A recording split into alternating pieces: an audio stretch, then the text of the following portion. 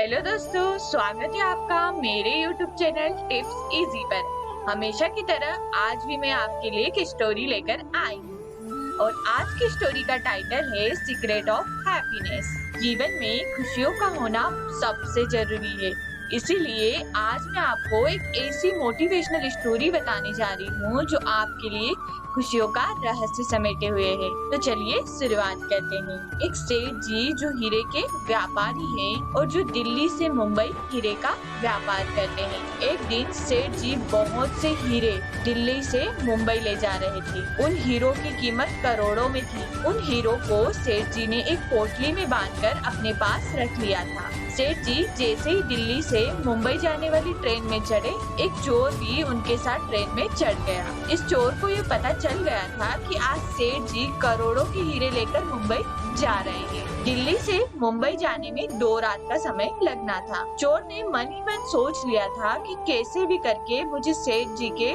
करोड़ों के हीरे आज चुरा लेने हैं। करोड़ों के हीरो के बारे में सोचकर चोर बहुत खुश हो रहा था। यदि वह करोड़ों के हीरे उसके हाथ लग गए तो वह अपनी पूरी जिंदगी आराम से गुजार सकता था। चोर की हरकतों को देखकर सेठ जी समझ गए थे कि ये एक चोर है और वह हीरे चुराना चाहता है। क्योंकि चोर को रात में चोरी करनी थी, इसीलिए वह शाम 7 बजे ही सो गया। अब रात को 10 बजे जब सेठ जी को नींद आने लगी तो सोने से पहले उन्होंने अपनी हीरे की पोटली चुपके से चोर के बैग में रख दी और सो गए। अब रात 1 बजे चोर की नींद खुली।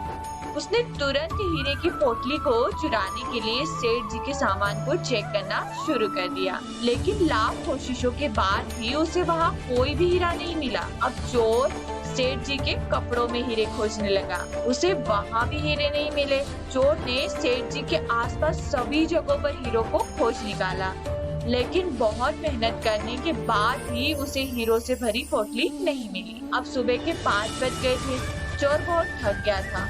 उसने सोचा कुछ देर सो जाऊं ताकि थकान उतार सके। चोर सो गया और उसके सोते ही कुछ देर में सेठ जी उठे और चोर के बैग में से अपनी पोटली निकाल ली और आराम से ट्रेन की यात्रा का आनंद लेने लगे। चोर उठने के बाद दिन भर यही सोचता रहा कि आखिर सेठ जी ने हीरो की पोटली को छुपाया कहाँ था। कुछ देर सोचने के बाद चोर ने दूसरी रात को हीरो की चोरी करने का निश्चय किया। दूसरी रात भी चोर पहले की तरह जल्दी सो गया।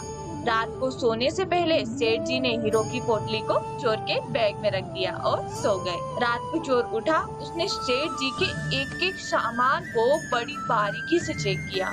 सभी आसपास की जगहों पर उसने हीरो को खोजा, लेकिन बहुत प्रयास करने के बाद भी वह हीरो को नहीं खोज पाया। थकने के कारण चोर फिर कुछ देर के लिए सो गया। कुछ देर बाद जब सेठ जी उठे तो उन्होंने चोर के बैग से हीरो की पोटली निकाली और अपने बैग में रख ली। कुछ समय बाद चोर भी उठ गया। अब चोर बहुत परेशान था कि आखिर हीरो की पोटली सेठ जी ने कहाँ रखी है। वह ये सोच ही रहा था तभी मुंबई आ गया और सेठ जी स्टेशन पर उतर गए। चोर भी उनके साथ उतर गया। चोर अचरज में था कि पोटली मुझे मिली क्यों नहीं।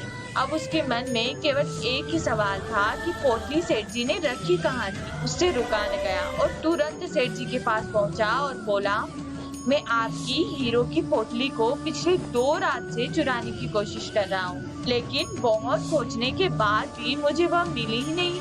कृपया मुझे आप यह बता दें कि आखिर आपने पोटली को छुपाया कहाँ था। सेठ जी हंसे और बोले, अरे मूर्ख, मैंने हीरो की पोटली को तो तेरे ही बैग में छुपाया था।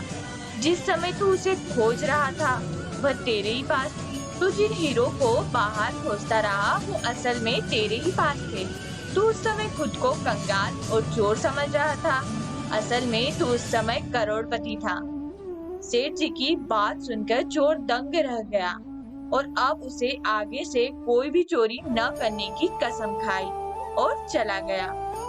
दोस्तों, यह कहानी कोई साधारण कहानी नहीं है, बल्कि इसमें जीवन की बहुत बड़ी शिक्षा यानी खुशियों का रहस्य छिपा हुआ है। हम सभी भी उसी चोर की तरह हैं। हम सभी जीवन में खुशियाँ चाहते हैं और उसे बाहर खोजते रहते हैं। कभी किसी वस्तु में अपनी खुशी खोजते हैं तो कभी किसी व्यक्ति में अपनी खुशी खोजते हैं। पता नहीं किस किस चीज में और किन किन लोगों में हम अपनी खुशियाँ जीवन भर खोजते रहते हैं, लेकिन असली खुशी आखिर मिल नहीं पाती। कभी मिलती भी है तो टिक नहीं पाती, क्योंकि हम इस बात से अनजान हैं कि असली खुशी कहीं बाहर नहीं बल्कि खुद के अंदर छिपी होती है। अपनी सभी खुशियों के एकमात्र स्रोत हम खुद ही हैं। दोस्तों, आपको यह स्टोरी कैसी लगी? अगर स्टोरी पसंद आई हो तो स्टोरी को लाइक और हमारे चैनल को सब्सक्राइब करना ना भूलें।